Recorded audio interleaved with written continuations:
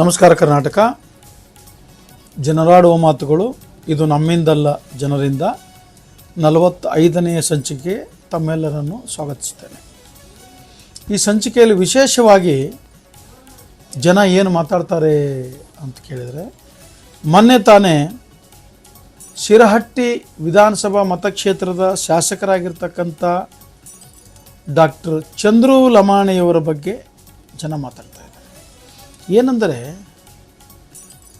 ಒಬ್ಬ ಶಾಸಕರು ಆಗಬೇಕಾದರೆ ಪೂರ್ವಜನ್ಮದ ಪುಣ್ಯ ಬೇಕು, ಲಕ್ಷಾಂತರ ಜನರ ಮೆಚ್ಚುಗೆಯ ವ್ಯಕ್ತಿಯಾಗಿರಬೇಕು, ಆಗ ಮಾತ್ರ ಅವರು ಶಾಸಕರಾಗಲಿಕ್ಕೆ ಸಾಧ್ಯ ಇದೆಯಲ್ಲ ಮಾತಾಡ್ತಾ ಮುಂದೆ ಏನು ಮಾತಾಡ್ತಾರೆ ಅಂದರೆ, ಇವರು ಸಣ್ಣ ನೀರಾವರಿ ಇಲಾಖೆಯ ತಡೆಗೋಡೆ ಕಟ್ಟುವ ಕಾಮಗಾರಿಗೆ ಅಲ್ಲಿನ ಕ್ಲಾಸ್ ಫಸ್ಟ್ ಗುತ್ತಿಗೆದಾರರಾಗಿರ್ತಕ್ಕಂಥ ವಿಜಯ್ ಪೂಜಾರಿ ಅವರಿಗೆ 11 ಲಕ್ಷ ಲಂಚಕ್ಕೆ ಬೇಡಿಕೆ ಇಟ್ಟಿದ್ದರಂತೆ.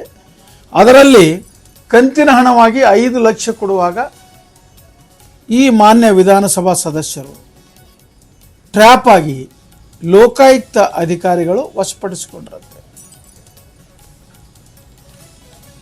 ಈ ಒಂದು ಸಂಗತಿ ಬೆಳಕಿಗೆ ಬರುತ್ತಿದ್ದಂತೆಯೇ ಇದು ವಿಪರ್ಯಾಸ, ಸಮಾಜದಲ್ಲಿ ಸಮತೋಲನ ಇಲ್ಲ, ಸಮಾಜದಲ್ಲಿ ನ್ಯಾಯ ಇಲ್ಲ, ಸಮಾಜದಲ್ಲಿ ಕಠೋರವಾಗಿ ಮಾತನಾಡ್ತಕ್ಕಂಥ ವ್ಯಕ್ತಿಗಳು ಕಡಿಮೆಯಾಗಿದ್ದಾರೆ ಅನ್ನುವುದಕ್ಕೆ ಉದಾಹರಣೆ ಎಂದರೆ, ಕೆಲವರು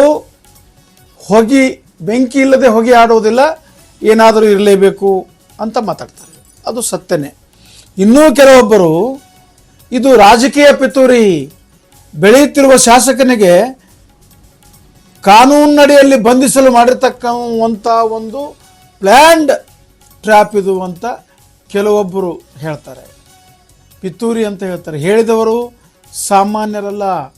ಈ ಕರ್ನಾಟಕದ ರಾಜ್ಯದ ದೊರೆಯಾಗಿ ಕೆಲವಷ್ಟು ದಿನಗಳ ಕಾಲ ರಾಜ್ಯಭಾರ ಮಾಡಿದ ಮಾಜಿ ಮುಖ್ಯಮಂತ್ರಿಗಳಾಗಿರ್ತಕ್ಕಂಥ ಬೊಮ್ಮಾಯಿ ಸಾಹೇಬರು, ಮಾಜಿ ಸಚಿವರಾದ ರಮೇಶ್ ಜಾರಕಿಹೊಳಿಯವರು, ಇನ್ನೂ ಕೆಲವರು ನಾಯಕರುಗಳು ಬೆಂಬಲಿಸಿ ಮಾತನಾಡಿದ್ದಾರೆ. ಇದು ಬಹಳ ಹೀನ ಸಂಗತಿ, ಬೆಂಬಲಿಸಬಾರದು. ಚಂದ್ರು ಲಮಾಣಿಯವರು ತಪ್ಪು ಮಾಡಿದ್ದಾರೆ ಅಂತ ಹೇಳೋಕ್ಕಾಗಲ್ಲ. ಈಗ ಅದು ತನಿಖೆಯಿಂದ ಹೊರಬರಬೇಕು. ತನಿಖೆಯಿಂದ ಹೊರಬರುವವರೆಗೆ ನಿಮಗೆ ಪೇಷನ್ಸ್ ಇಲ್ಲ ಅಂದರೆ ಏನು ನಡೀತಾ ಇದೆ ರಾಜ್ಯದಲ್ಲಿ? ಲೋಕಾಯುಕ್ತ ಸಂಸ್ಥೆನ ಸುಮ್ಮನೆ ಹೋಗಿ ಯಾರನ್ನಾದರೂ ಅವರು ಅರೆಸ್ಟ್ ಮಾಡ್ತಾರ, ಟ್ರ್ಯಾಪ್ ಮಾಡ್ತಾರ? ಎಂತೆಂಥ ನಾಟಕದ ಮಾತುಗಳನ್ನು ಆಡ್ತಾ ಇದ್ದೀರಿ. ಚಂದ್ರು ಲಮಾಣಿಯವರಿಗೆ ಇನ್ನೂ ಸಾಕಷ್ಟು ಶಾಸಕರಿದ್ದೀರಲ್ಲ, ವಿರೋಧ ಪಕ್ಷದಲ್ಲಿ ಶಾಸಕರು ಸಾಕಷ್ಟು ಇದ್ದೀರಿ, ನಿಮ್ಗೆ ಯಾಕೆ ಟ್ರ್ಯಾಪ್ ಮಾಡಲಿಲ್ಲ? ಚಂದ್ರು ಅವರಿಗೆ ಯಾಕಾಯಿತು? ಇದು ಜನ ಕೇಳ್ತಾ ಇದ್ದಾರೆ.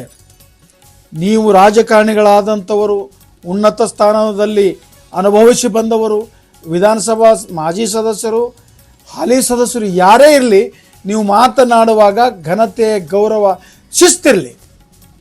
ನೀವು ಮಾತಾಡಿ ಪಿತೂರಿ ಅಂತ ತನಿಖೆಯಿಂದ ಹೊರಬಂದು ಖುಲಾಸೆ ಆದಾಗ ಮಾತಾಡಬೇಕು. ಹಿಂದೆಲ್ಲ ರಾಜಕಾರಣಿಗಳು ಯಾವುದೋ ಒಂದು ಪತ್ರಿಕೆಯಲ್ಲಿ ಆರೋಪದ ಸುದ್ದಿ ಬಂದಾಗ ರಿಸೈನ್ ಮಾಡ್ತಾ ಇದ್ರು.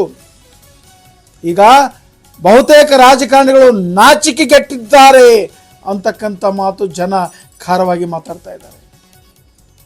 ಇನ್ನೂ ಕೆಲವೊಂದು ಕಡೆ ಜನ ಮಾತಾಡ್ತಾ ಇದ್ದಾರೆ. ಕೆಲವೊಬ್ಬರು ಏನ್ರಿ ಮತ್ತು ಅವರರು ಏನು ಮಾಡ್ಯಾರು? ಶಾಸಕರಾದವರು ಇಲೆಕ್ಷನ್ಗೆ ಕೋಟಿಗಟ್ಟಲೆ ರೊಕ್ಕ ಖರ್ಚು ಮಾಡಿ ಮತ್ತು ಎಲ್ಲಿ ತೆಗೆದ್ರಿ? ಹಾಗಾದರೆ ಸಮಾಜಕ್ಕೆ ನ್ಯಾಯ ಇಲ್ಲರಿ? ಅವರೇ ಕೇಳ್ತಾರೆ, ಇದು ನಾ ಕೇಳೋದಲ್ಲಿದು.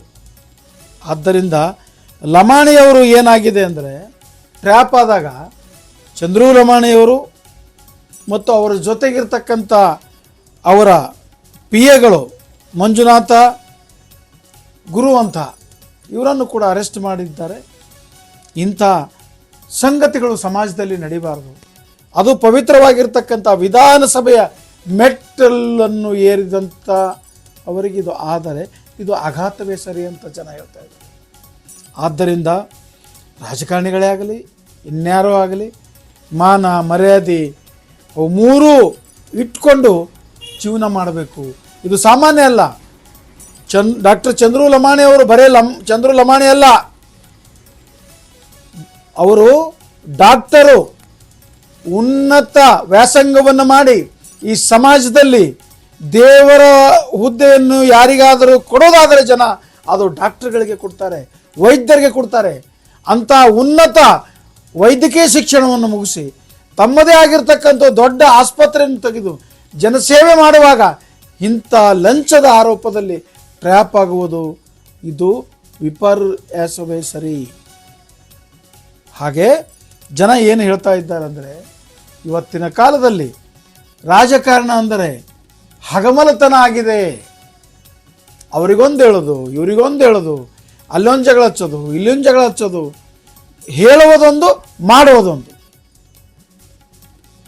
ಆದ್ದರಿಂದ ಇಂಥ ಘಟನೆಗಳು ಸಮಾಜದಲ್ಲಿ ಮರುಕಳಿಸಿದರೆ, ಶಾಸಕರುಗಳೇ ಟ್ರ್ಯಾಪ್ ಆದಾಗ ಇನ್ನು ಹೇಳೋದು ಯಾರಿಗೆ?